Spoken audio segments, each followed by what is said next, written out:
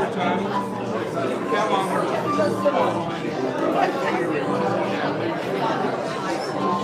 What am I supposed to do? I thought it would be a good chance.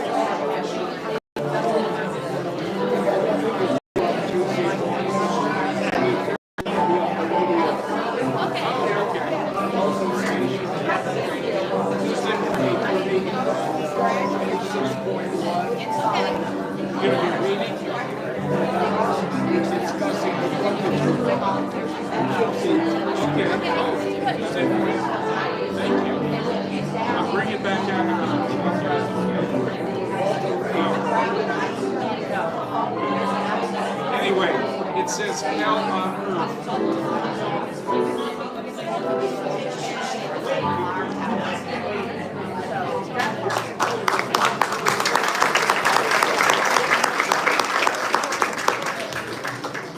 Yes. Good morning. Good morning. Welcome to Unitarian Universalist Congregation of the Swananoa Valley. My name is Dan Hadley, somewhere it says that, and I'm a member of the Board of Trustees. Now, we are a welcoming congregation. We're committed to supporting one another in our search for spiritual meaning and our desire to make a difference for the good. All are welcome here to share, to learn, to serve, and be your truest self. Together we create a force more powerful than one person or one belief. We like to say we don't have to think alike to love alike. Think about this. Now, if you're new to you, I encourage you to take notice of our mission statement, which is on the front of the order of service. Reflect on that. We also affirm the 8 principles which are printed on the inside of the order of service. Now, it's our tradition to welcome first and second time visitors to the congregation, or if you haven't been here for a while. If you would stand, if you're comfortable, and introduce yourself and tell us where you're from. So let's start here. This side. Oh, I see some new ones. Hey, y'all. I'm Reverend Catherine the Grateful. I'm minister down at Jubilee in Asheville, and I live in Charleston, South Carolina, where we have a domestic temple devoted to Divine Mother. So wonderful to be here with my friend Michael and John B. and his family. Thank you for having me. Welcome. Hi. Hey, my name is Zachary Pabin. I live in Marion, and I used to work up here, so I've come here a lot. So I've driven by you all a bunch. I grew up Episcopalian, and I have a lot of pagan tendencies, so I'm more like an Episcopalian.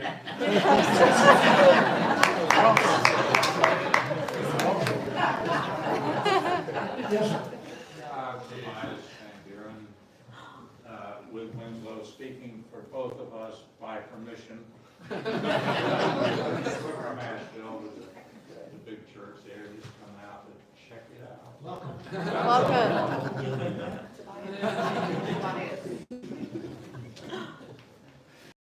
Okay.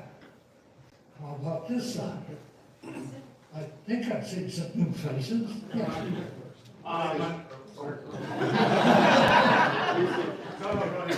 That's fine. My name is John Henning. I've been around Black Mountain about 7 years now, and old and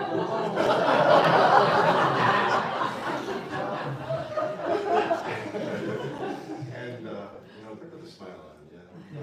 It's Sunday. Okay.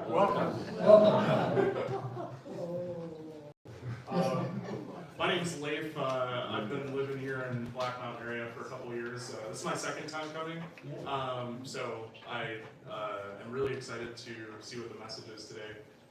Take it all in. Background of Christian, but just kind of feeling things out.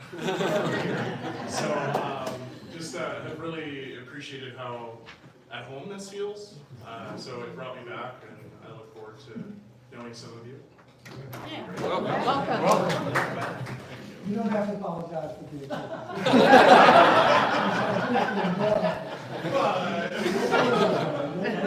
You're sitting here too. So I'm Michael and Hazel Shell. We're up from Morganton. Just up here taking care of a dog for a friend of ours for a week. And I've never been in a UU church before, so we're welcome. All right. Welcome. Okay, well, thank you. Now, if you're interested in learning more about us, I invite you to receive our newsletter. Fill out this card. We won't hassle you, but you'll be able to keep in touch on the events that are going on a weekly basis. So fill it out, and then you can leave it in the front as you came in and go inside. Just leave it right there. And we'll just send you the newsletter. Any announcements that we have are on the bulletin board just outside the door here, on the left side as you're coming in. So it tells you about events that are going on here and in the larger community that may be of interest to you. I encourage you to look. I also draw you to our land acknowledgement statement. You may have seen it as you drive in here.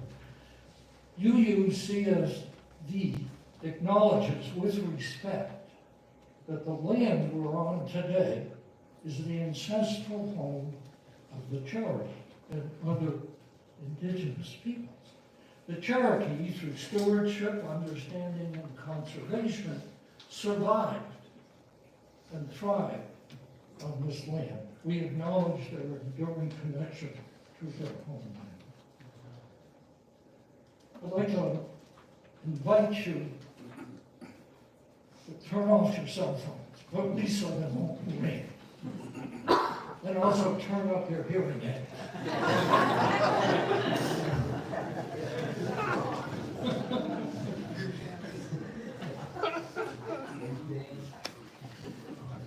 Good morning. Good morning. Just a reminder that we have a memorial service at 1 o'clock, so I'm gonna have to get out of here kind of early. I want to just say very quickly that we had a wonderful time at the baseball game. I didn't want to wait till joys and concerns because I'll forget it. And when you see Susan, please thank her for getting this together. There's another one at the end, the last Friday in April, and there's still August. If you're still interested, you know. But please thank her because it was wonderful. So, opening words. I want you, well, you're here, so we invite more to come. Come with your grief. Come with your loss. Come with all the pieces of your heart and sit with us. Bring your disappointments and bring your failures. Bring your betrayals and your masks, because we welcome you here no matter where you come from and what you bring. Come and join us at the intersection, if you will, of acceptance and forgiveness, because you will find love here. Bring your empty cups, and we will have a feast. Please rise as you are willing and able. Thank you, Diane. And join in singing our opening hymn this morning, number 29. Joyful, joyful, we adore you. That's kind, but it's also not.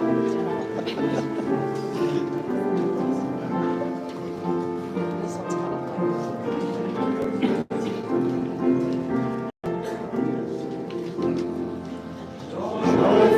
Joyful, we adore thee, God of glory, God of love. Hearts unfold like flowers before thee, hail thee as the sun above. Melt the clouds of sin.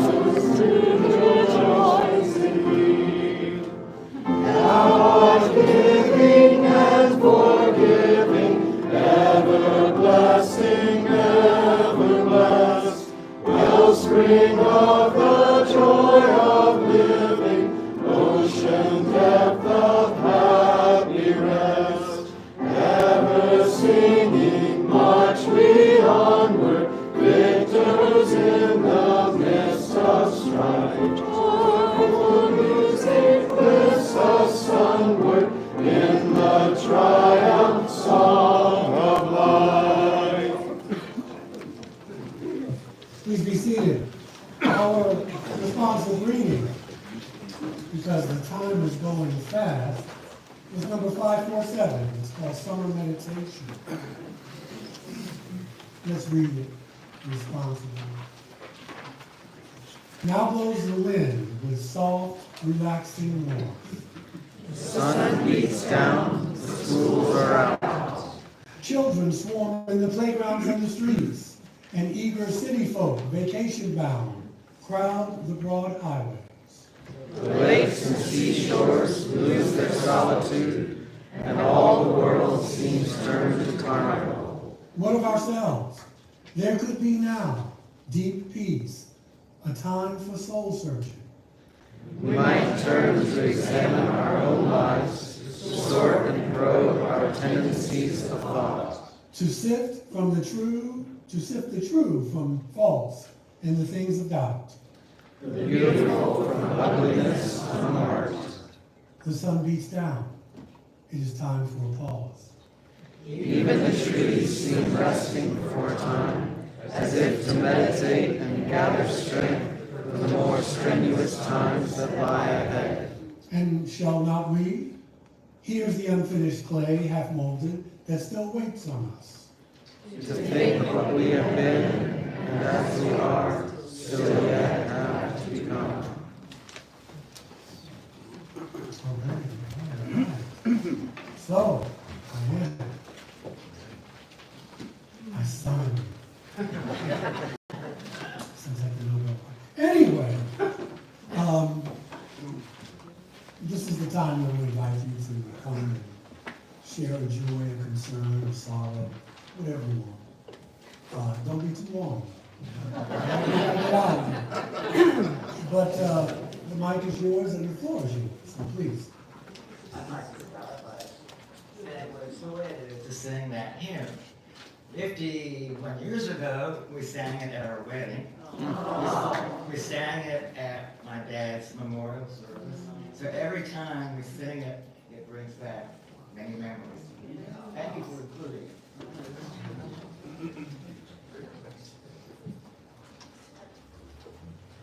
I'm Leah, and I have a joy. I've been in Indiana. My mom just had full shoulder replacement surgery. She's 83, and she breezed right through it. So.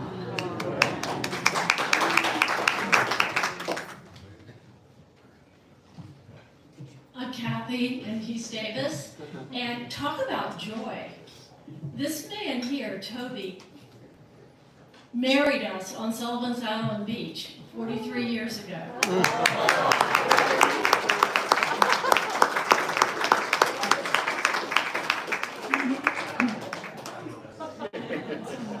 My name is Jim, and I too have a joy. First of all, my wife and I spent almost 8 days in the Canadian Rockies hiking every day. I wasn't sure I was ready for the trip, but by the time I was in the midst of that beauty, I was. We stayed at a buffalo ranch in a house that we rented, and one evening, while sitting on the porch, I composed this poem I wanted to share with you all, since the topic this morning is joy. This grace.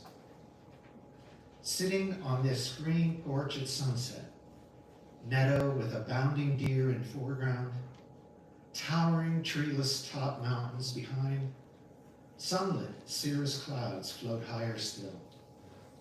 Small herd of bison in the next meadow, a dry, cooling breeze as night begins to fall. A restful, quiet end of the day after 2 long nights, fine meal in town, and just now hot showers. This is why we travel so far, to sit, rest, refresh in this special place, to appreciate the simple grace of it all, and on this page, share this moment with you.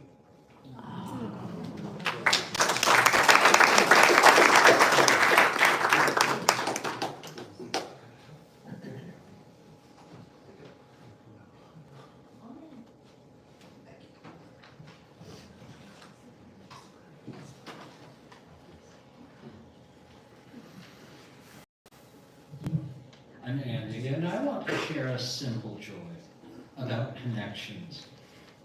You know, the word religion originates in the Latin ligare, to tie together. And the concept is that people are brought together and tied together in community. And a wonderful thing happened last week that I want to share. It's so minor, but it's so typical of community. My neighbor in Asheville texted me and said, I have a friend who's gone away for 3 months and needs her cats looked after. Since you used to have cats, would you be interested? And I said, no, my house is now dander-free. And plus the woman lives in Arden, and I don't want to drive to Arden every day and feed cats. I called Elizabeth, who lives in Arden, and I said, would you be interested in doing this since you love cats? And she said, no, I can't, but I have a friend who is my cats. And ultimately, like spiders reaching out to web, my neighbor and Elizabeth's cat sitter got together, and they have come together and become great friends, and are now going to have the cats to bring them together even more. And the connections between people in a community like this, to me, are the most important, most valuable parts of being a member of this congregation and participating in this community. So, thank you all.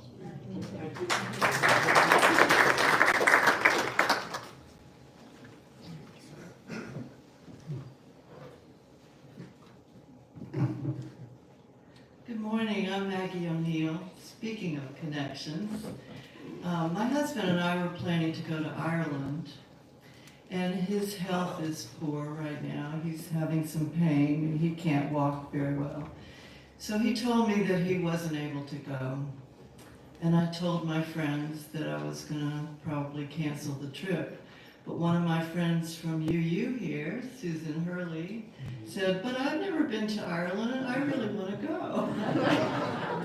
So she came with me and we had a wonderful 2 weeks in Ireland. We just returned and it was really fun. So those connections go way beyond this building to Croagh Patrick in Ireland, which we climbed. One more, that's a joy. One more joy is that our event, Beyond Land Acknowledgement Toward Reparation and Healing, is happening September 30th. And we have now 6 congregations sponsoring it and raising money to pay the speakers to come from Cherokee. It's going to be an awesome day. So please put it on your calendar. We've got a flyer on the bulletin board out there. But if you need more information, see me or Elizabeth. Where are you, Elizabeth? Right here. Elizabeth back there. She and I are the co-planners here. Thank you.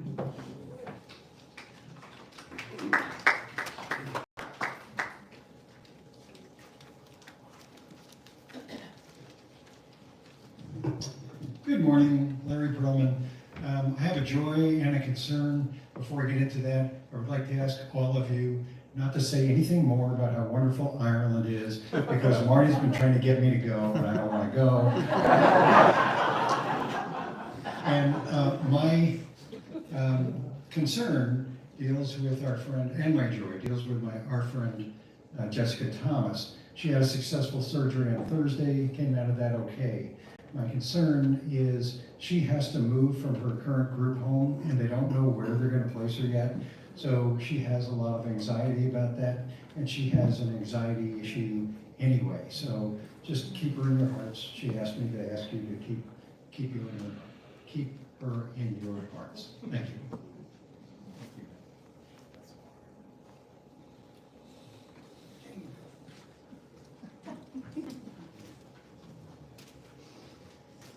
Good morning. I'm Larry, and I have several brief joys and a sorrow. I meander around a lot, so you don't see me here often.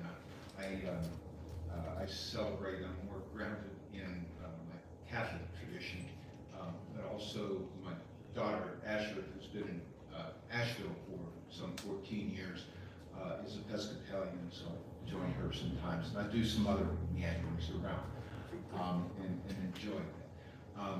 But also just really deeply enjoy the hospitality and the music here in this congregation. I particularly enjoy music that you sing, like, for example, Sunshine on My Shoulder. I love John Denver's music. My sorrow is that I wasn't here to sing it early enough this morning.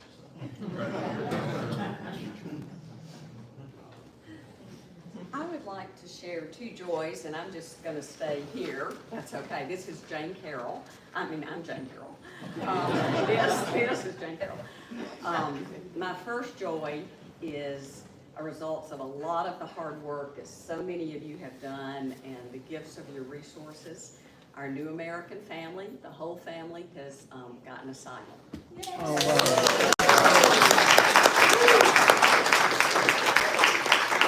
My second joy is that as a result of this congregation, 2 New American women from this community had a great jewelry sale last week and feel empowered coming from a world where, a country where women are oppressed and abused. So, thank you.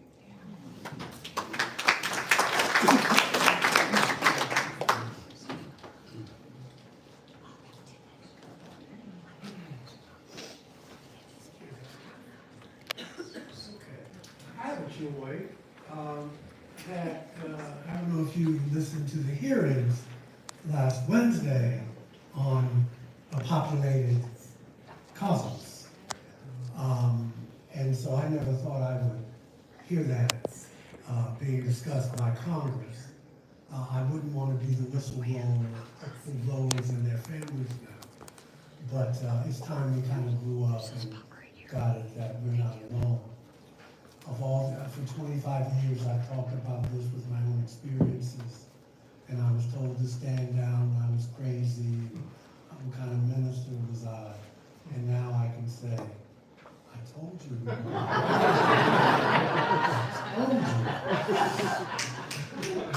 told you.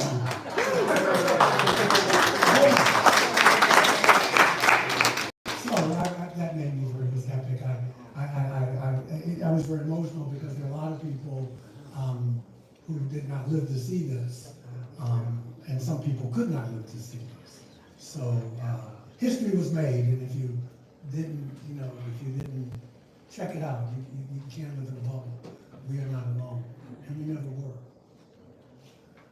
So for those of you who, for whatever reason, decided not to come up and share, just know that we keep you in our hearts and in our minds. Thank you, guys. So please center yourselves as you see fit. I want to share with you a lovely meditation. I'm so sorry. Can I do one back? Yeah. Diane, can you? Well, I'll get it. Come on up. Of course, you want joy.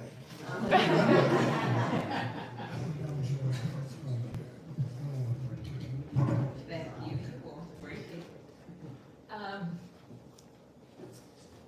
When I was in Connecticut, it was probably 10 or 12 years that I had groups of mindfulness. This was one of my enjoyable sessions. I did yoga every week and mindfulness, both in the week. So, what was pleasurable was that it was at my house. It's so interesting. One of the women that had come with me all of those years, and I was talking about, oh, I could do this on Zoom, blah, blah, blah. And she said, you know, when you did it, because she's in Connecticut, she said, it was in your house. It was comfortable. People paired off, you know, to have discussions. And I I love doing it. And I thought to myself, I have enough room in my house. My dog is very friendly. And I would like to start doing mindfulness sessions at my house.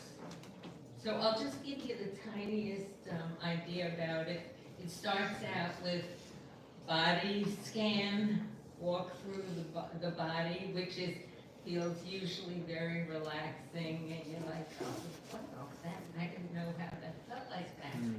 And I always have a theme, and I think it's always worthwhile. And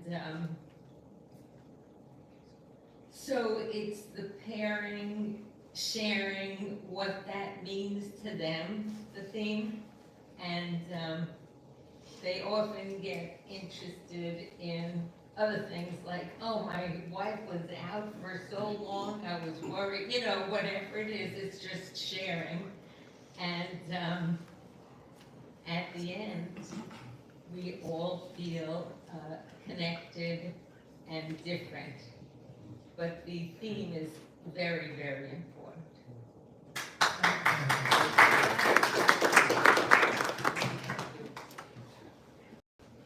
That's what we want you to feel when you leave here.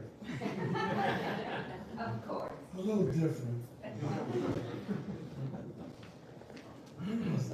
Oh, I'm somewhere meditation. around. We're going to do meditation. And please center yourselves as you sit. This is called At Homeness by Brother Richard Gilbert. And then we'll have a time of quiet after. Be still. Be silent. Be serene in this house of the Spirit. Put aside all noises that annoy, all sounds that irritate, the cacophony that confounds you, because right now you are here at home. Leave behind all the frustrations that belittle, the causes that fret, the troubles that torment. Here, you can be at rest. Put away all the plans to be made, things to be done, victories to be won. Here, you are at peace. Breathe deeply. Clear the mind of all cluttered thought. Purge the spirit of all unkindness. Rinse the soul clean and pure, because here you are at home. Sit easy and be at rest. Feel your body recover its resilience. Your mind recovers its bearings, your spirit its strength. Once again, you have come home to the common source. We feel the collective power of our companions, the warmth of their welcome, and the support of their caring. We who have been wanderers, groping, just groping for something, we know not what, but again we are here. And we are at home. Here is the place for us, because we are at home in this sanctuary and with these people. We are at home on this planet and with all who dwell upon it. We are at home in this cosmos, our home for all times past and all time to come. We are at home. And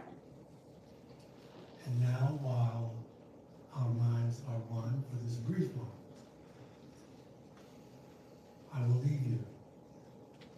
is the eloquence of silence.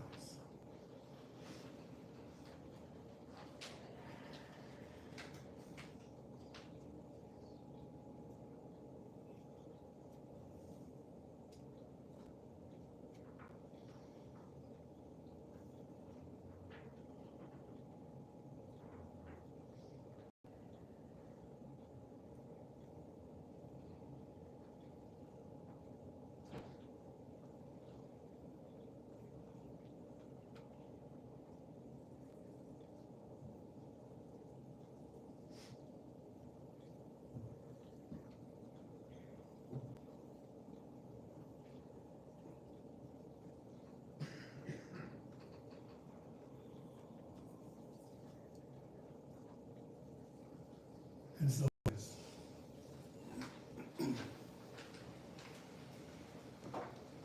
time.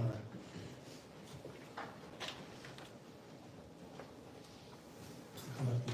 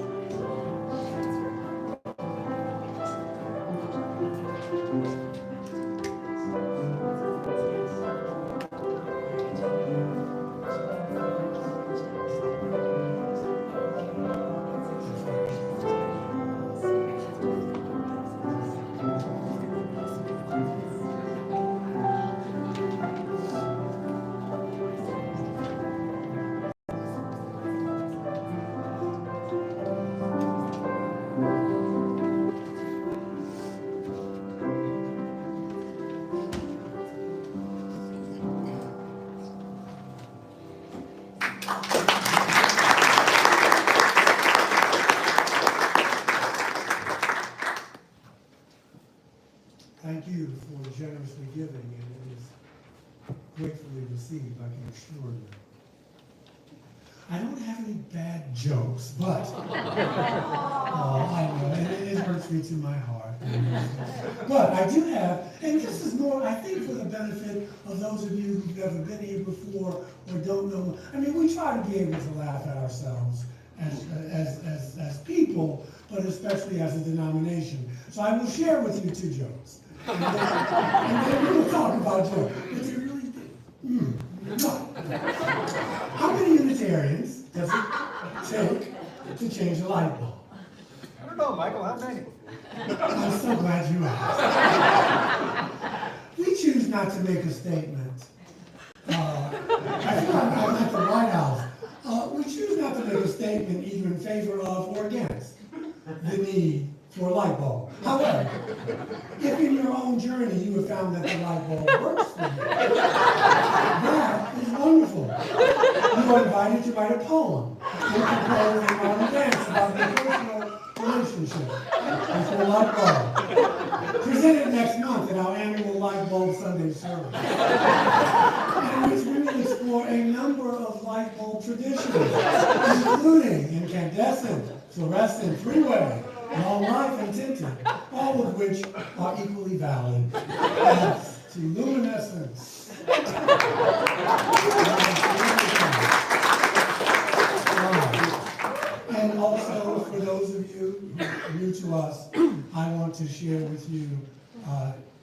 Unitarian Universalist prayers. Dear God, if there is a God, please save my soul if I have a soul. And we also go by whom it may concern. All right. So, I want to talk a bit this morning about the emotion of joy. I want you to bear with me because, these are words, and words are all we have, but words get in the way. When we get to the contentment part, I think I did a job enough to make you kind of grasp that. But joy, there are no words for it, but I'm going to try here. Joy, it seems to me that joy is something that just comes. It just comes on its own. You cannot engineer it. You cannot control it. You cannot manufacture it. And, you can't plan it. And joy is something that gladdens the heart. It eases the mind. And it has that feeling of delight and happiness. The feeling you have when you walk through the doors and you see these faces. That's joy. The Buddha once said that we are shaped by our thoughts, right? We become what we think. He said this way before quantum theory. He said it 500 years before Jesus, and the Hindus were saying it 5,000 years before that. So when the mind is pure, he says, joy follows like a shadow that never leaves. And so you and I may associate joy with the dramatically happy and intense moments of our life, falling in love, the birth of a child, a reunion with a friend, the beautiful sunset. But joy can take us by surprise, even in the most simplest of experiences. Our attention is caught by the smile, the laughter of a child, the smile offered by a stranger or someone we are attracted to, gazing into a lover's eyes, or simply watching a sunset or walking along the beach. And what happens, and Joy was talking about mindfulness, which is a huge part of joy, because at that moment we are awake. We are present. Our hearts are gladdened by it. Joy, one could say, is the song of an awakened heart. And joy has its roots in mindfulness, which is what Joy was talking about, because it makes us focus on the here and now, on the present. I've mentioned this, what is stress? Stress is being here and thinking you should be there. That's what stress is. It screws up your nervous system. It's a mess. So mindfulness brings intimacy to all things, everything. With mindfulness, we make room for joy, learning to see and living with a spacious heart. Thank you for following, because, again, I'm describing joy, but it's something that has to be experienced. Mindfulness and friendliness foster intimacy. And for us to be deeply touched by anything in this life requires two things. It requires intimacy, and it requires the risk to be vulnerable, which I think is the same thing. You have to be vulnerable. You have to risk that. You have to risk being turned down. You have to risk being naked, if you will. So the desire, the longing for joy is universal, and it's something that you and I have committed our life to. We look for it in relationships. We look for it in meditation. We look for it in our prayer. We look for it when we're just being playful.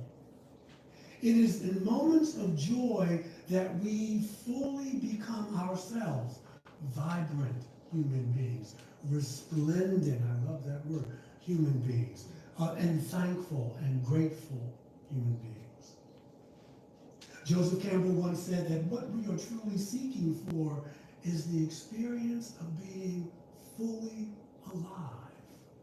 To love wastefully, that's another phrase I like by the late Bishop John Shelby Small. He talked about Jesus being, just to live gracefully, just give it away. Just let it come out of you. That scares people, though. You must be careful. In the presence of joy, our depressions and sorrows fade just a bit more. The yoke is easy. The burden is light. Our preoccupations and obsessions no longer take center stage.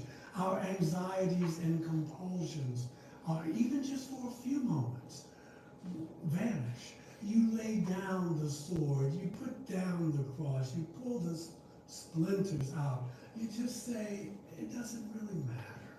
This is the time I have. There's a sense of freedom, liberation with the feeling of joy. And it's difficult sometimes. We want to hold on to those moments because they come and then they vanish. They're gone. But only until the next time. The seeds of joy reside in our hearts, like kindness and compassion. The Course in Miracles tells us that joy is the inevitable result of what?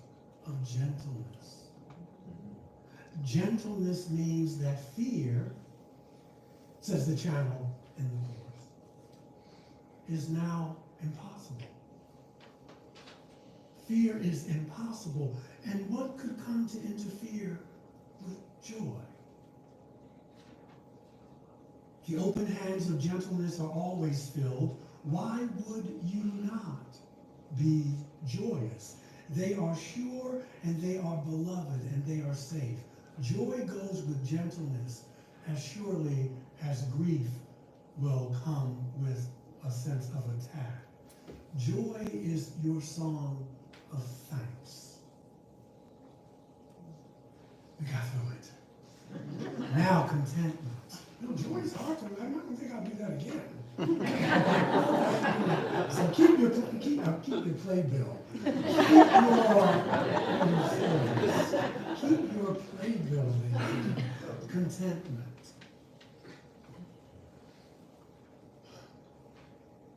So much of our lives,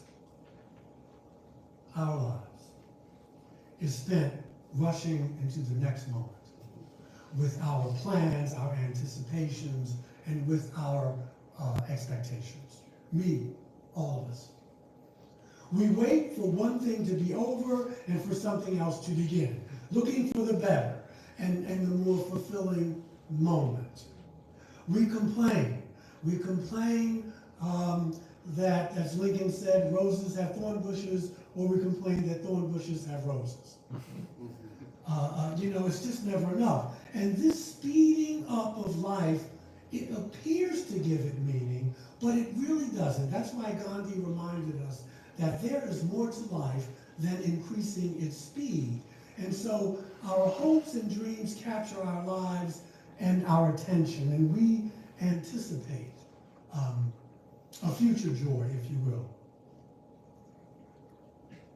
I know, and I've heard people say that they're bored with life. It's hard for me to get there, but we are prone to boredom and cannot seem to wait for the next adrenaline rush. In our addiction to this anticipation and speed, we may see contentment as something that's undesirable. Why would I want to be content? That's stagnation. That's not growth or meaning. But the kind of contentment that I'm speaking of is woven into the very fabric of joy. It is not passive, it is not stagnant, and it is not resignation. No. It is not a surrender of creativity or vitality or direction. In fact, it's the ground of all genuine vitality and creativity, because a contented heart is at peace with itself. The conditions and circumstances of our lives do not have to be perfect for us to feel this contentment. I don't care what they tell you. The circumstances and conditions of our lives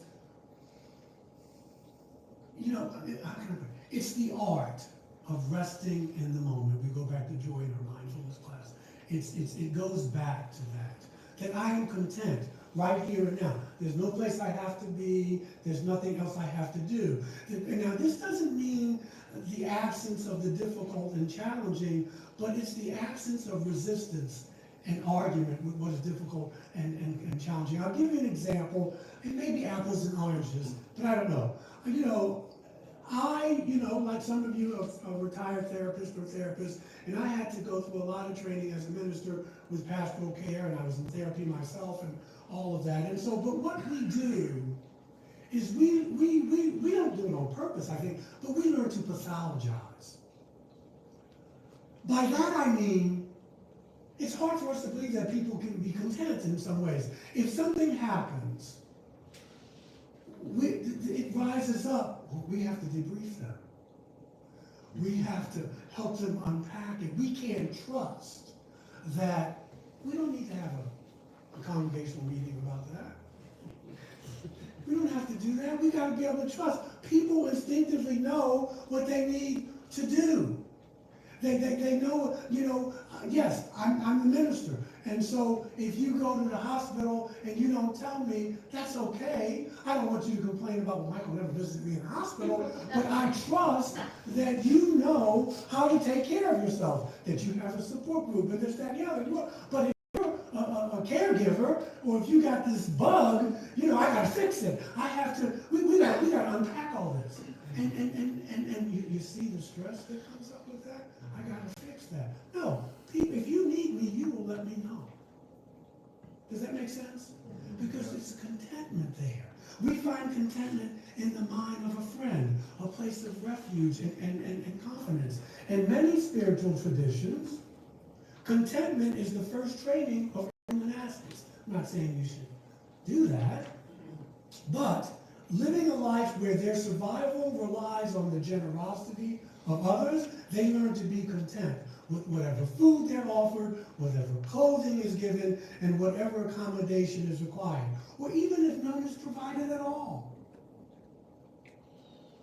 If in the monastic life, the capacity to abide in inner contentment is the central factor in whether or not their life is one of deprivation or richness, because it's all up here. It's all up here. We make our world the way it's going to be. A lot of it anyway. And so the central teaching in the cultivation of contentment is no longer agreeing with the world or its conditions, be it food, clothing, or experiences, being the gatekeeper of our inner happiness. No, we are the gatekeeper of our inner happiness. And I know that ruffles some feathers, but Lincoln was right, I think, when he said that people are as happy as they choose to be. As you choose to be. The difficult neighbor does not hold power over me to make me unhappy. The ideal vacation does not hold the key to my happiness. Happiness and unhappiness are cultivated from within. Some spiritual and therapeutic techniques advise practitioners to pause in every moment of discontent and ask themselves, what in this present moment is lacking? What in this present moment is lacking? Bob Marley said it beautifully. He said, some people are so poor, all they have is money. Oh God. Asking these questions of ourselves in moments of discontent may provoke a long list of what it would feel to be lacking and needed for us to be happy and joyful, content. We tell ourselves we need a different body. We need a different relationship in order to be in peace. And there's a long list of how many people need to change the conditions of our life. Inner discontentment will consistently generate the list that has no end. And we can go through our entire lives preoccupied with what we do not have and never receive. And it's as simple as, don't let the things you want make you forget the things you already have. We are here in this life There are other lives that you may or may not know about, but we know we're in this life, and we get to choose whether there's joy, resentment, or contentment. Learning to pause in moments of discontentment, you appreciate the moment for what it is. Contentment is concerned with bringing an end to suffering. Although you don't have to stop being an activist because you're content. You can still do your justice work. It's not weakness, it's strength. We learn the key teachings of awakening, because you can't lead where you haven't been. If you want to change the world, look in the mirror. And then you can go out and fix everything, because that's what you got to do. Who was it? Hemingway said, I'm always suspicious of people who want to change the world, but they don't know what it's about yet in the first place. Resignation and judgment are aspects of a destructive discontentment. That's not what I'm talking about. We look at the world with all of its ills, and we become hopeless, believing we can't make a difference. And as my fundamentalistic sister would say, the devil is a liar. We look at our own chaos, our own turbulent hearts, and believe we can't change. That's the enemy of contentment and inertia. And then you disengage. But when we see our own landscapes, when we do our own inner work, there's joy there. There's transformation. We transform by not seeking for happiness in places where it can't be found, in relationships, in false idols, that kind of thing. We can still say no to the unacceptable. C.S. Lewis tells us that joy is never in our power, but pleasure always is. He says that all joy is a reminder. It's a reminder. It is never a desire for something that happened long ago or maybe in the future. It's what's now. And he warns us that either the day must come when joy prevails and all of the misery makers are no longer able to infect us, or forever and ever, misery can destroy us. Joy is the serious business of heaven. You know, I say it sometimes, we tell, don't let people take away your joy. Because, you're looking at social media, you're looking at Russia, we're looking at all that, and we have to look at it, because it's right there, but it's only as real as it is. People, don't let them take away your joy, but guess what? Nobody can take it from you unless you give it away. That's what Maya Angelou wrote a generation ago. I know why the caged bird sings. They couldn't take it from Mandela. They can't take that. But that makes you a dangerous individual, you see. Because when you want something, I always got you by the short and curls. And when you don't want anything, when you are content, we have to watch you, because you can't be had. So with all that's happening right now on the planet, I tell you, even though Wednesday was not for me, and there's more to come, but be of good cheer. Be of good cheer. You say why, but because you must remember that a contented life is better than a successful life. Because success is measured by others. Your satisfaction, your contentment is measured by your own soul, by your own mind and heart. And so let us close with words from the poet Tagore. I slept and I dreamt that life was joy. I awoke and I saw that life was service. I acted and behold, service was joy. Let us go home.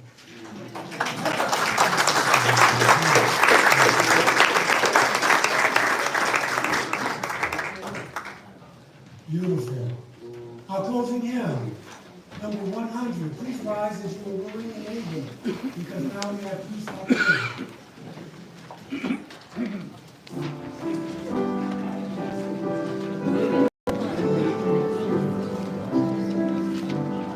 I've got peace like a river. I've got peace like a river. I've got peace like a river in my soul. I've got peace like a river. I've got peace like a river. I've got peace like a river in my soul. I've got joy like a fountain. I've got joy like a fountain. I've got joy like a fountain in my soul. I've got joy like a fountain. I've got joy like a fountain. I've got joy like a fountain in my soul. I've got love like an ocean. I've got love like an ocean. I've got love like an ocean in my soul.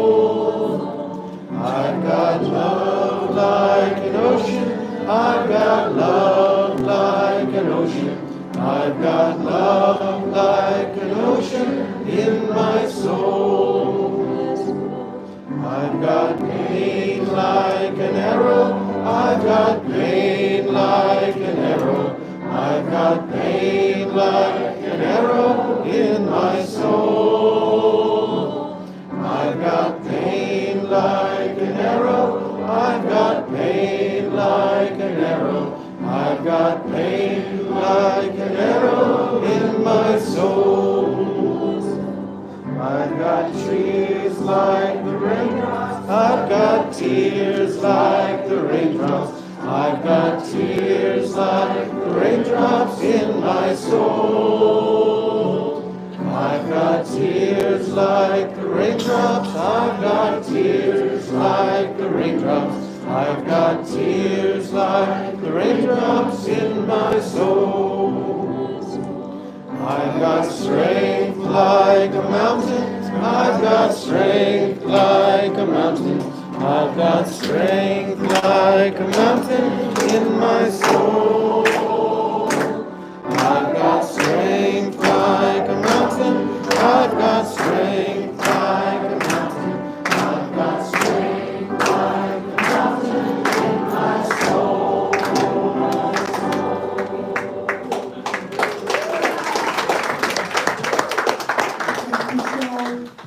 Sue some love and Jim for his help. And you heard the words of John Marion, who brought Unitarian Universalism from England to the United States. He says, go out into the highways and byways of America. You may possess only a small light, but uncover it and let it shine. Use it to bring more light and understanding to the hearts and minds of men and women. Give them not hell, but give them hope and courage. Do not push them deeper into their theological despair, but preach the kindness and the everlasting love of God. Have a wonderful afternoon.